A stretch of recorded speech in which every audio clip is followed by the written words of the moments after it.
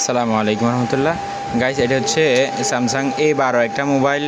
এটাতে প্রবলেমটা হচ্ছে এলসিডি লাইট হঠাৎ করে চলে যায়, তখন কাস্টমার আমার কাছে নিয়ে আসার পরে আমি দেখতেছি যে এটা মূলত আগেও কাজ করা হয়েছে।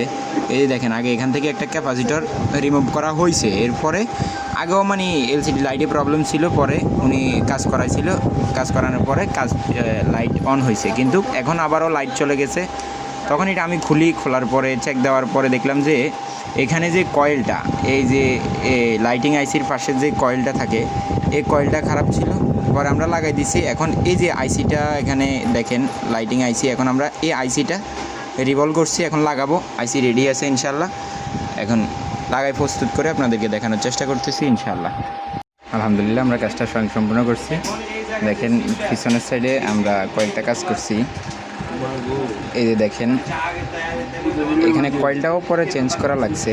আমরা ওই পাশের কয়েলটা চেঞ্জ করছি, এবং কি এই পাশের যে ক্যাপাসিটরটা ছিল এটাও গেছে ওটাও চেঞ্জ করা লাগছে। আলহামদুলিল্লাহ, আমরা কাজটা সম্পূর্ণ করছি।